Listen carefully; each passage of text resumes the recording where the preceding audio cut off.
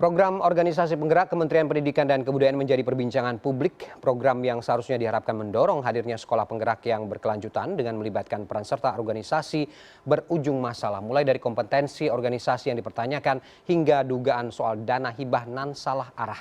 Sehingga membuat sejumlah organisasi mengundurkan diri dari program tersebut. Apa yang sebenarnya terjadi? Bagaimana menengahi kisruh tersebut agar tidak mengganggu fokus utama program, yakni peningkatan kualitas guru, kepala sekolah dan tenaga kependidikan untuk meningkatkan hasil belajar siswa. Terhubung melalui sambungan Zoom dengan sejumlah narasumber dari luar studio. Yang pertama, Saiful Huda, Ketua Komisi 10 DPR RI. Selamat malam Bang Huda. Selamat malam Mas Ferdi. Ya, terima kasih Bang sudah bergabung dengan kita malam ini. Dan kita juga kehadiran Darmaning Tias, analis pendidikan. Selamat malam Pak Darmaning Tias.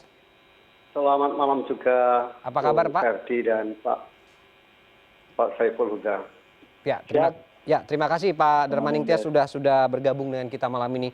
Oke, kita mulai di diskusi kita malam ini. Saya ke Bang Huda dulu kalau gitu. Bang, kalau tidak salah Januari ya 2020 kemarin itu ada raker dengan Mendikbud begitu. Di dalamnya juga membahas soal POP ini. Ada kesepakatan di sana. Tapi kemudian sekarang ada yang berubah begitu. Apa sih sebenarnya objektivitas dari DPR melihat ini, Bang?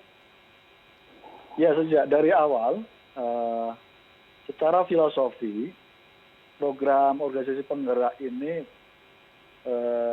didorong dalam rangka untuk menularkan praktek-praktek baik organisasi penggerak yang selama ini terbatas untuk konsolidasi ke guru sekolah. Kira-kira gitu semangatnya, filosofi awalnya begitu. Oke. Nah, kemudian yang kedua, dengan keterbatasan organisasi penggerak supaya prakteknya bisa dicangkok di beberapa sekolah dan guru-guru, ini butuh fasilitas dari pemerintah. Nah, itu pemerintah lalu mengalokasikan kurang lebih sekitar 595 miliar, hampir kurang lebih sekitar setengah triliun, untuk memfasilitasi organisasi penggerak ini yang sudah melakukan praktek baik dalam pendidikan, supaya bisa ditularkan ke sekolah dan guru-guru yang lain. Oke. Kira-kira gitu semangatnya. Nah, kemudian kita sepakati itu. Nah, di dalam rapat hampir 2 kali raker, memang teman-teman di komisi terus bertanya kepada Kemendikbud menyangkut soal bagaimana ini penetapan kriteria, mekanismenya, siapa yang punya hak, dan bagaimana memperlakukan organisasi-organisasi selevel NU Muhammadiyah yang sudah lama mengabdi terhadap pendidikan sejak negara dan bangsa ini belum berdiri, itu butuh pengaturan khusus gitu. Nah, belum itu kami dapat jawaban dari Kemendikbud. 4 hari yang lalu Kemendikbud memang sudah agak lama prosesnya mengumumkan list organisasi yang lolos pada tahap akhir ini. Gitu. Nah, yang dijadikan protes oleh publik dan lalu dapat respon kuat dari NU Muhammadiyah dan terakhir tadi pagi dari PGRI sampai memutuskan mundur. Karena melihat secara kelembagaan ada nama Tanoto dan Sampurna Foundation. Gitu. Nah, pada level ini saya melihat ada gap antara gagasan terkait dengan organisasi penggerak ini dengan level implementasi dan operasionalnya. Oke, tapi Bang Huda ini seharusnya sudah selesai di awal dong. Kriteria, mekanisme. Kenapa menjadi polemik lagi sekarang? Ya, itu yang sempat kami tanya ke Kemendikbud gitu. Nah, tahu-taunya ini belum selesai, soal kriteria, mekanisme belum selesai. Kami belum dapat penjelasan dan memang waktu yang terus berjalan. Akhirnya yang terjadi ya kita alami hari ini gitu. Gap ini akhirnya terjadi betulan. Oke. Jadi memang soal kompetensi organisasi dipertanyakan, soal besaran dana dan kriterianya yang diduga salah arah ini juga menjadi tanda tanya oleh DPR begitu ya, untuk kemudian nanti akan diminta klarifikasi dari Kemendikbud begitu ya Bang Huda ya? Ya, ini termasuk yang menjadi agenda kami. Salah satunya misalnya di dalam skema yang disampaikan Kemendikbud kepada kita dalam 2 kali raker bahwa POP ini akan dilaksanakan sepenuhnya menggunakan skema pembiayaan dari APBN. Oke. Kira-kira gitu. Nah, itu yang dipegang oleh publik dan dipegang oleh teman-teman di DPR RI. Nah, ketika muncul 2 lembaga ini, itu yang lalu publik bereaksi keras. Gitu. Oke, artinya Kita dana tidak menyangsikan soal dedikasi Tanoto dan Sampurna Foundation. Oke. Tapi ini soal teknis level operasional dan implementasi di Kemendikbud yang saya persoalkan gitu. Oke, yang ingin Anda sampaikan kok bisa dana APBN masuknya ke swasta gitu ya? Ya, walaupun terakhir diklarifikasi oleh Kemendikbud bahwa ini khusus untuk 2 lembaga ini akan menggunakan skema pembiayaan mandiri dan pendampingan itu gitu. Oke, padahal tapi ini kan skema baru yang belum pernah disampaikan kepada DPR. Karena sebelumnya masuk dalam kriteria penerima dana kriteria gajah begitu ya, atau yang paling besar begitu ya? Nah, terlebih-lebih di dalam surat pengumuman yang dikeluarkan oleh Kemendikbud tidak ada clusteringnya gitu. Menempatkan Tanoto dan Sampurna Foundation sama diletakkan klasternya sebagaimana kelembagaan yang lain. Oke. Artinya memang ini perlu dikonfirmasi apa yang terjadi, kemudian perubahan mekanisme dan clustering yang berlangsung di akhir setelah rapat dengan DPR ini selesai begitu. Saya ke Pak Darmaning Tias, Anda melihat ini bagaimana Pak? Apa yang terjadi sebenarnya? Di mana celahnya ini? Ya, saya sepakat dengan Pak Saiful tadi. Kalau Pak Saiful kan mendengar langsung dari Pak Menteri ketika rapat dengar pendapat. Kalau saya dari video Mendikbud pada saat melonsing program ini. Oke. Nah, kalau kita melihat video itu, sebetulnya saya juga mengapresiasi program ini karena tujuannya adalah untuk membangun kualitas pendidikan di Indonesia berbasis gotong royong. Mendikbud itu menyadari bahwa banyak potensi masyarakat yang selama ini telah berperan untuk memajukan kualitas pendidikan nasional, namun belum memperoleh dukungan pendanaan dari pemerintah. Nah, melalui TOP ini, pemerintah ingin hadir di antara mereka yang selama ini sudah memberikan dukungan. Masalahnya adalah menurut saya itu terletak pada metodologi. Sama seperti yang disinggung oleh Pak Saiful tadi, yaitu tidak ada seleksi kelembagaan berdasarkan aspek kesejarahan maupun peran publiknya selama ini. Gitu. Jadi seperti misalnya organisasi seperti Muhammadiyah, Taman Siswa, NU, dan PGRI, yang ini kan sudah lama ada, tapi disamakan dengan organisasi yang mungkin muncul baru pasca reformasi misalnya. Dan organisasinya kan juga beragam, ada ormas, ada yayasan, ada perkumpulan, ada organisasi profesi, ada LSM dan sebagainya. Nah, ini mestinya harus clear gitu loh. Jadi perannya masing-masing itu harus dibedakan gitu. Nah, problem berikutnya menurut saya adalah pada saat penyeleksi. Jadi kalau yang saya dengar, yang melakukan seleksi ini kan ditunjuk satu lembaga Semeru ya, untuk melakukan seleksi secara independen. Saya percaya mereka melakukan seleksi secara independen dan betul-betul netral. Tapi justru karena saking netralnya itu, mereka ini tidak tahu implikasi sosial politiknya ketika proposal-proposal yang masuk itu bagus-bagus dan itu dipilih begitu saja gitu loh. Oke. Jadi kan Semeru ini kan juga merekrut reviewer. Oke. Reviewernya dugaan saya orang yang tidak tahu peta pendidikan gitu. Tidak tahu rekam jejak pendidikan organisasi-organisasi pendidikan yang memasukkan proposal itu. Jadi yang mereka nilai itu hanya proposalnya bagus tidak, gitu aja. Implementasi tidak. Gitu. Bukan tapi dari. Mereka tidak melihat rekam jejaknya. Oke. bukan dari evaluasi yang memang dilakukan secara komprehensif oleh pihak ketiga ini kemudian muncul rekomendasi-rekomendasi kenapa kemudian ada beberapa kriteria yang tidak bisa dimasukkan dalam POP begitu. Bukan begitu ya Pak Darmaning Tias, bukan? Enggak, justru ini berangkatnya dari situ. Oke. Jadi artinya yang terpilih ini adalah yang memenuhi kriteria-kriteria yang ditentukan oleh Kemdikbud. Oke. Tetapi mereka kan tidak membuat kriteria dulu, gitu loh. Oke, Menurut oke. saya itu mestinya harus ada pembedaan. Oke. Jadi ini kan sifatnya kompetisi tunggal. Semua yang diharapkan terlibat itu sama-sama mengajukan proposal, gitu lalu dinilai. Padahal kan seperti tadi disinggung Pak Huda itu Muhammadiyah, NU, juga ada Taman Siswa, PGRI, itu kan mestinya nggak bisa diperlakukan seperti itu karena lembaga-lembaga ini selain sudah ada sebelum Indonesia merdeka, kecuali PGRI ya, PGRI setelah merdeka, juga cakupan pelayanan publiknya selama ini cukup luas. Oke, gitu. oke.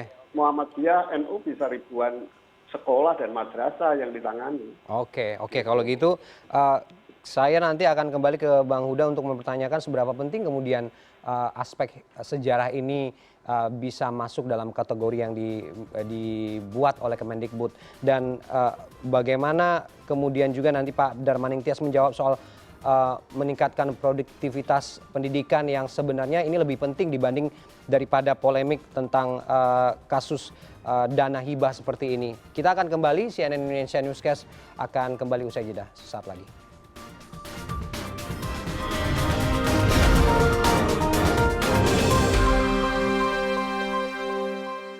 Kita kembali dalam diskusi kita malam ini. Saya ke Bang Huda. Bang, kalau kemudian sudah lulus seleksi nih, sudah ditentukan begitu, seharusnya kan tinggal jalan. DPR kan tinggal kontrol saja kemudian soal ini. Tapi kenapa kompak begitu NU, Muhammadiyah, PGRI malah mundur? Kalau dilihat dari aspek sejarah itu mungkin satu hal yang berbeda. Tapi kalau kemudian soal bagaimana menjalankan ini atau ketidaksepakatan ini titiknya ada di mana sebenarnya?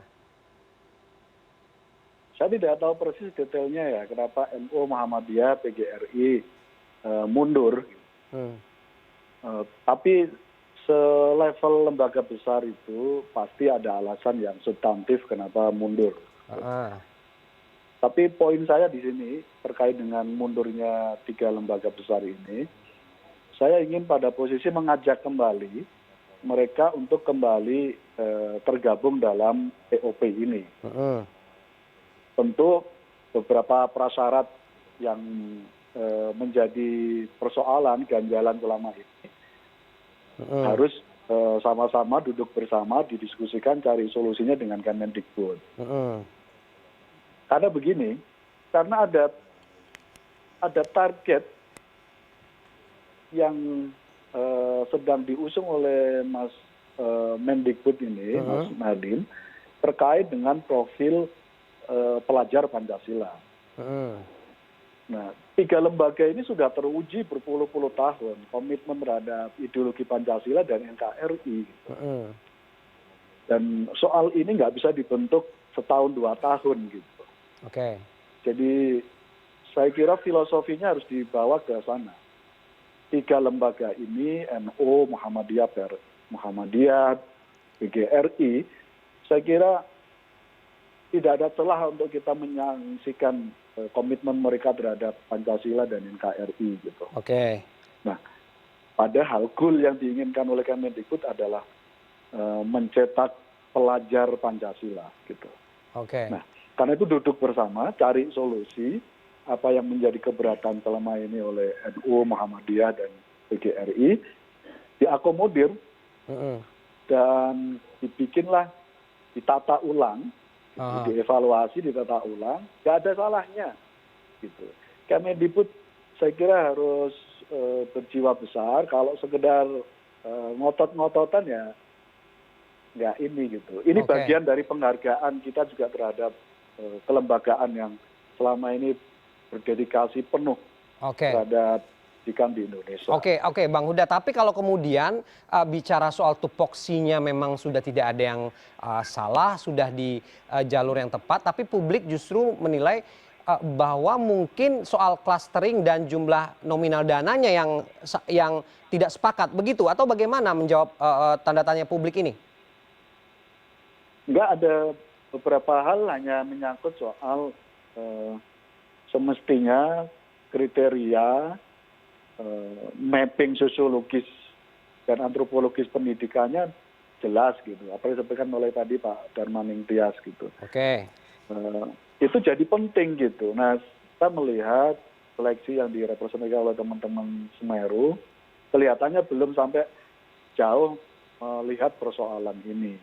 Oke. Prinsipnya Mas Ferdi, Ya. program ini harus jalan. Saya pribadi sangat berharap NU dan Muhammadiyah mencabut kembali pengunduran dirinya termasuk PGRI terlibat dalam proses ini. Oke. Dalam program POP ini. Tinggal nanti saya kira tinggal Kemendikbud ngambil inisiatif lah. Oke. Ambil inisiatif, tepat merangkul. Kalau nggak ada masalah pasti nggak mungkin organisasi sebesar NU Muhammadiyah RI mengambil sikap yang tegas soal ini. Oke. Bang Huda, kalau waktu raker dengan Mendikbud saat itu ada tidak pembicaraan soal kebutuhan dana hibah ini prioritasnya lebih kemana sih?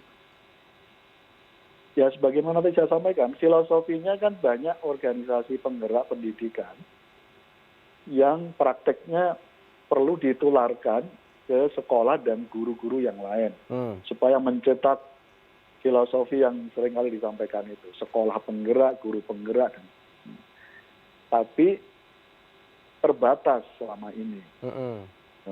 Dan negara butuh intervensi untuk memfasilitasi supaya praktek yang baik ini yang dilakukan oleh organisasi penggerak ini bisa disebarkan ke guru dan sekolah yang lain. Nah, filosofi ini yang dipegang oleh banyak pihak. Nah, kemudian dengan adanya Tanoto dan Sampurna, lalu termasuk mungkin NU Muhammadiyah memahaminya kok, ini secara kelembagaan kok terlibat padahal. Oke, Pak Huda, mohon maaf kita harus potong dulu dialog kita karena memang ada konfirmasi melalui konferensi pers dari Kementerian Pendidikan dan Kebudayaan terkait dengan polemik organisasi penggerak Kemendikbud. Kita langsung bergabung. Besarnya atas berbagai macam masukan dari masyarakat maupun juga dari organisasi masyarakat terhadap program organisasi penggerak. Kami sudah mendengar berbagai macam input yang sangat konstruktif dan kami berkomitmen untuk selalu menyempurnakan program-program yang sudah diluncurkan Kemendikbud.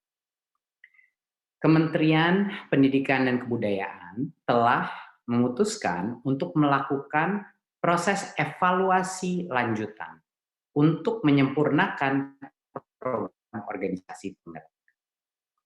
Proses evaluasi lanjutan ini akan melibatkan berbagai macam pakar pendidikan dan berbagai organisasi kemasyarakatan dan juga lembaga-lembaga negara.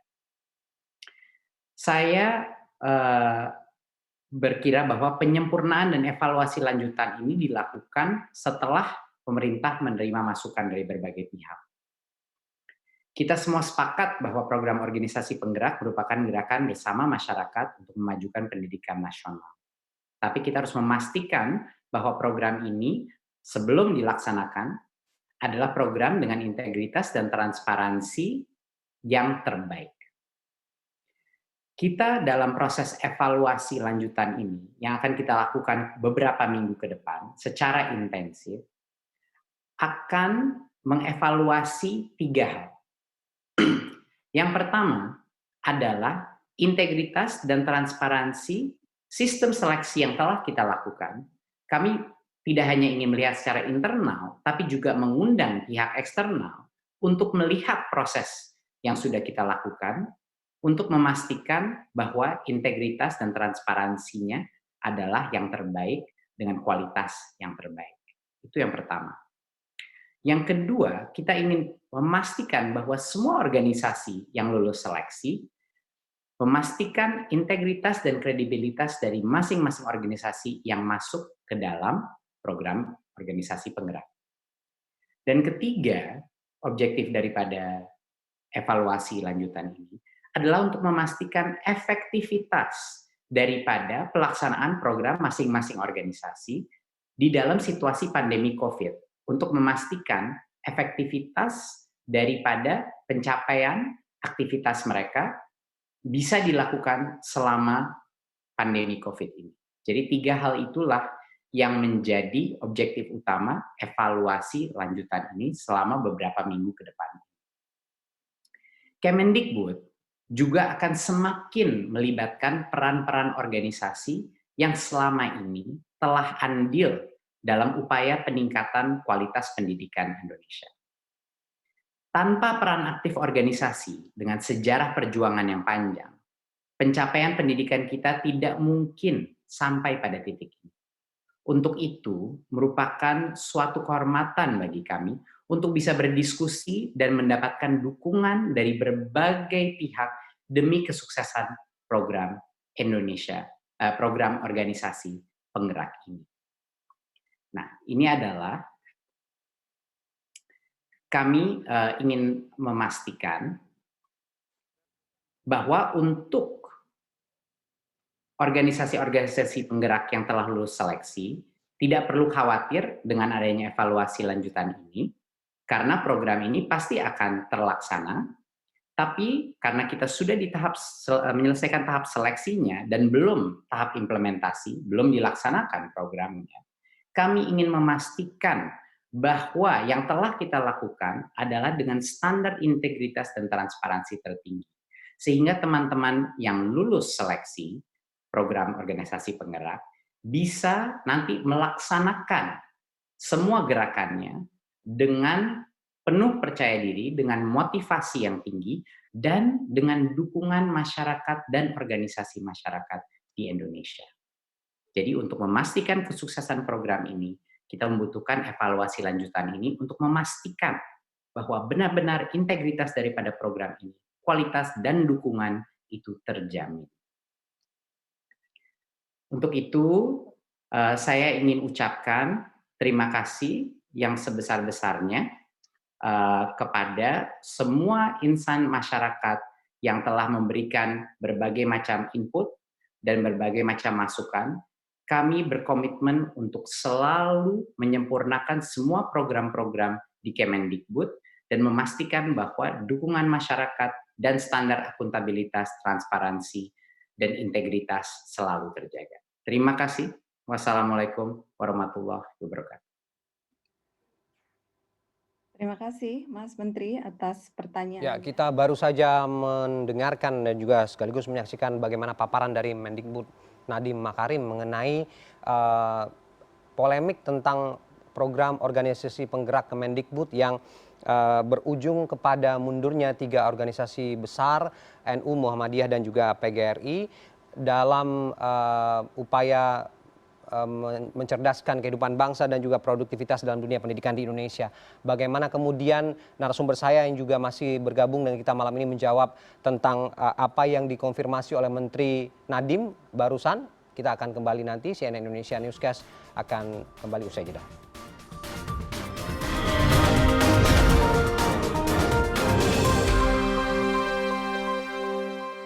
Kita masih lanjutkan diskusi kita malam ini masih dengan Bang Saiful Huda dan juga Pak Darmaning Tias.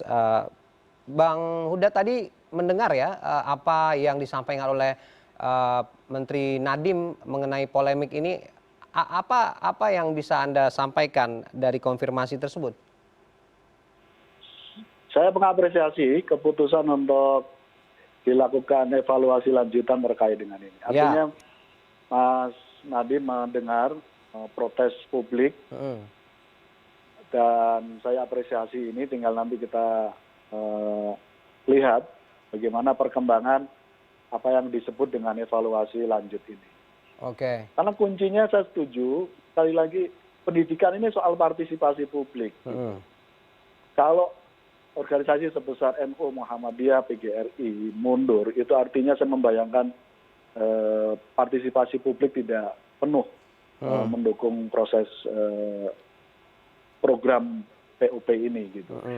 Sekali lagi kami ucapkan terima kasih karena respon baik dari Kemendikbud, terutama Mas Menteri Nadiem mendengarkan protes publik ini. Tinggal nanti dipercepat bagaimana kritik konstruktif yang dilakukan oleh NU Muhammadiyah PGRI bisa direspon dan dilembagakan menjadi mekanisme kriteria dalam implementasi program POP ini. Oke, artinya nanti kemudian walaupun sudah ada konfirmasi untuk dilakukan evaluasi lanjutan, ada 3 poin tadi objektifnya dari Menteri Nadiem, apakah kemudian DPR juga akan memanggil Pak Menteri begitu untuk mendapatkan klarifikasi lebih lanjut juga, walaupun sekarang lagi reses Bang ya? Iya, tentu kita akan undang Mas Menteri Kemendikbud, Mas Nadiem, untuk menjelaskan lebih detail apa yang dimaksud dengan evaluasi lanjut. Prinsipnya, sekali lagi kita apresiasi Kemendikbud mendengar protes publik. Dan ini yang ditunggu oleh NU Muhammadiyah dan oleh PGRI. Kapan dipanggil Bang rencananya untuk berdiskusi lanjut? Tadinya sebenarnya minggu depan ya, karena ini reses dan dalam tatip kami belum memungkinkan. Kami sedang konsultasi dengan pimpinan DPR RI supaya kegaduhan ini cepat selesai. Karena saat bersamaan kita sedang belum bisa memaksimalkan PJJ. Masih banyak masalah di daerah, saya kira jangan ditambahi lagi urusan yang semacam ini. Oke, kita berharap memang tidak ada kegaduhan baru begitu, kalaupun kemudian ada persoalan soal PJJ ini juga belum selesai, masih menjadi masalah. Saya ke Pak Darmaning Tias, Pak bagaimana menengahi ini? Akan ada kemudian evaluasi lanjutan terkait POP ini oleh Kemendikbud, apa yang bisa kita kita benahi untuk kemudian ini bisa maksimal? Saya agak beda dengan Pak Huda. Menurut saya, mendorong Muhammadiyah, NU, PGRI untuk balik itu agak susah. Karena itu ibarat menjilat lidah mereka sendiri. Saya kira ini tidak semudah itu. Karena itu kan menyangkut soal prinsip. Kita kan tahu kalau Sanoto kan selalu menimbulkan kontroversi kan di publik. Dan kalau kita mendengar kata sampurna itu kan asosiasinya rokok, dan rokok itu sendiri kan juga sering menimbulkan kontroversi di masyarakat. Gitu. Jadi saya kira itu persoalan prinsip yang bagi Muhammadiyah, NU, dan PGRI mungkin tidak mudah untuk dilakukan. Sehingga kalau saran saya, kan ini program toh waktunya tahun ini tinggal 5 bulan. Artinya saya kira agak susah menyerap anggaran yang besar itu untuk diimplementasikan dalam waktu 6 bulan. Lebih baik kalau saran saya itu program itu dibatalin dan langsung dipakai untuk membantu sekolah-sekolah swasta yang kecil yang mengalami kesulitan untuk menggaji guru. Karena kan dengan COVID ini SPP murid rata-rata seret, sementara juga guru harus tetap memberikan mata pelajaran kepada murid meskipun itu daring. Jadi lebih baik langsung disalurkan kepada sekolah-sekolah yang selama ini sudah menjalankan program pendidikan. Baru nanti tahun depan dirancang kembali dengan skema yang baru. Itu usulan saya. Oke Pak Darmaning Tias, kita sudah mendapatkan poinnya, artinya kemudian apapun rekomendasi dan catatan kita hari ini akan dilakukan dalam diskusi lebih lanjut dengan duduk bersama agar kemudian program ini tetap akan dijalankan dan diawasi oleh seluruh masyarakat dengan percaya diri, dengan transparansi dan juga integritas yang tinggi agar pendidikan di Indonesia ini semakin produktif. Terima kasih Bang Saiful Huda sudah bergabung dengan kita, Pak Darmaning Tias juga sudah memberikan perspektifnya. CNN Indonesia Newscast segera kembali usai jeda, tetap bersama kami.